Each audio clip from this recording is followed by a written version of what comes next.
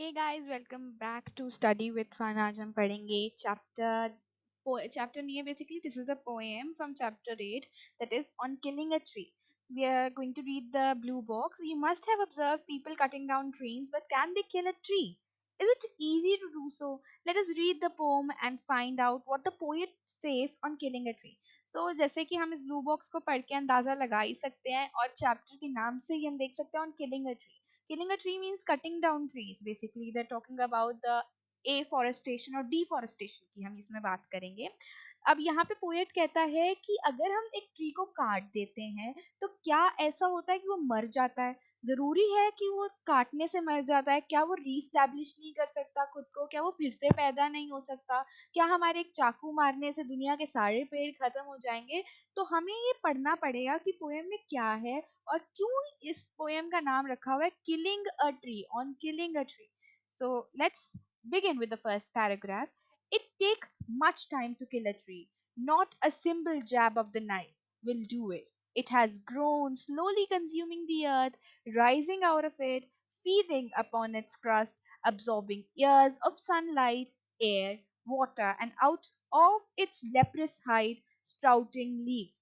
So the poet is trying to describe the first paragraph as that एक पेड़ को काटना is not that easy, takes a lot of time. एक पेड़ को काटने में भी बहुत वक्त लगता है. एक सिंगल चाकू मार देने से नहीं होता. अब एक पेड़ कैसे आता है? एक पेड़ धीरे धीरे स्लोली, जैसे एक घर को बनाने के लिए ईंट से ईंट जोड़नी पड़ती है, वैसे ही एक पेड़ को बनाने के लिए या एक पेड़ पूरी अर्थ को कंज्यूम करके बनता है. धीरे धीरे निकलता है, उसको पानी मिलता है, वो सनलाइट कंज्यूम करता है, वो अर्थ की क्रस्ट कंज्यूम करता है.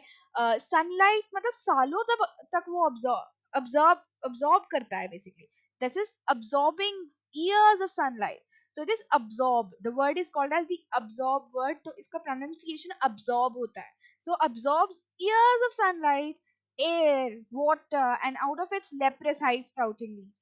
So हर एक चीज उसके लिए बहुत ही ज्यादा बेनिफिशियल होती है. हर एक चीज टाइम लेती है, मतलब उसका पैदा होने के लिए वो बहुत चीजें कंज्यूम करता है, बहुत ज्यादा टाइम लेता है, अर्थ के ऊपर बची हुई क्रस्ट लेता है, सनलाइट बहुत ज्यादा कंज्यूम करता है, एयर कंज्यूम करता है, वाटर कंज्यूम करता है, और जो भी उसके लीव्स के अंदर सारी चीजें होती है वो भी बहुत ज्यादा इंपॉर्टेंस होल्ड करती हैं. So so hack and chop. But this alone won't do it. Not so much pain will do it. The bleeding bark will heal, and from close to the ground will rise curled green twigs, miniature balls, which, if unchecked, will expand again to the former size. So the poet is saying कि अगर आप उसे chop कर दोगे, hack कर दोगे या chop कर दोगे, मीन्स अगर आप उसे सिरे से नहीं काट के थोड़ा सा काट दोगे, चाहे आप उस पे, चाहे वो आप अकेले ना कर सको, आपको किसी की मदद लेनी पड़े, चाहे आप कितना भी दर्द क्यों ना सहो, वो ब्लीडिंग बार्क जो आप काट जाओगे वो अपने आप ही हील कर जाएगी. ग्राउंड में से छोटी छोटी फिर से ट्विग्स निकल आएंगी. ट्विग्स माने वो छोटे छोटे सैपलिंग्स नहीं होते प्लांट्स के, वैसे फिर आ जाएंगी. फिर वो छोटे से थोड़ा बड़ा हो जाएगा, मिनिएचर बन जाएगा. मिनिएचर से अगर साइज चेक ना किया जाए या रोज ध्यान ना दिया जाए उस चीज, वो वापस उसी फॉर्मर साइज में आ जाएगा. जैसे वो पुराना था उतना ही बड़ा पेड़ वो वापस बन जाएगा. So no, the root is to be pulled out of the anchoring earth. It is to be robbed, tied and pulled out, snapped out. So अब कह रहा है ऐसा नहीं है कि आपका सिर्फ एक चाकू मारने से पेड़ अलग हो जाएगा.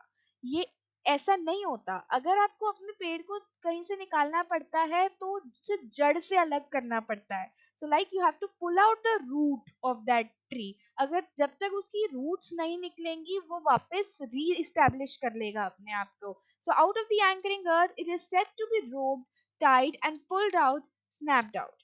So, or pulled out entirely out from the earth cave, and the strength of the tree exposed, the source white and wet, the most sensitive hidden for years inside the earth.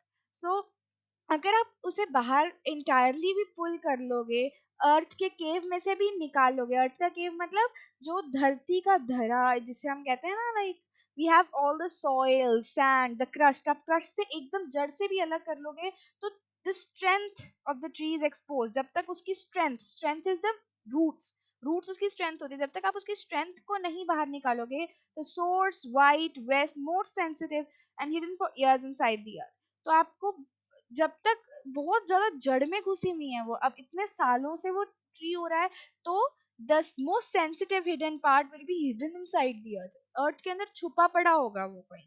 Then the matter of scorching and choking in sun and air, browning, hardening, twisting, withering, and then it's done. तो अब क्या होता है, फिर आपको काफी सारी वो करनी पड़ेंगी. स्कॉर्चिंग, चोकिंग का मतलब क्या है, नीचे हमें उसमें दे रखा है. So do remember the drawing up of tree after being uprooted.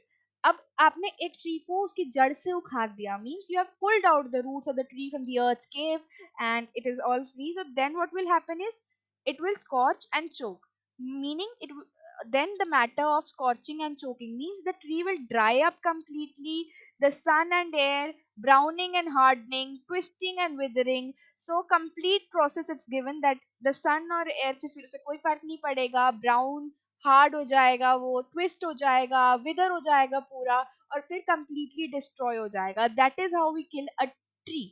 Okay, so let us this is written by Geev Patel. I just can't underline this. Yes, it's underlined. It's written by Geev Patel. So the poet is Geev Patel.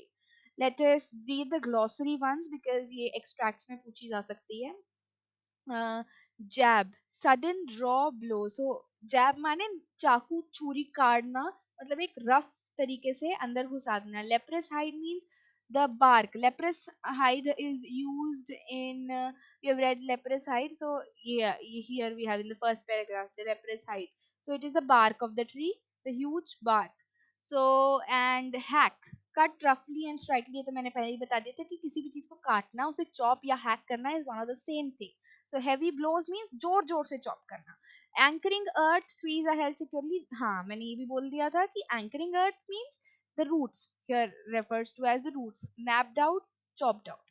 So here we go. The next we are going to talk about the rhyming scheme and those extracts in the next video. Thanks for watching. If you have not subscribed to my channel, do hit the subscribe button. And I would just request whatever you can do for my channel, you may. And if you want any sort of, if you get any sort of doubts, write in the comment section below, and I'll definitely try to solve them up for you. Thank you so much.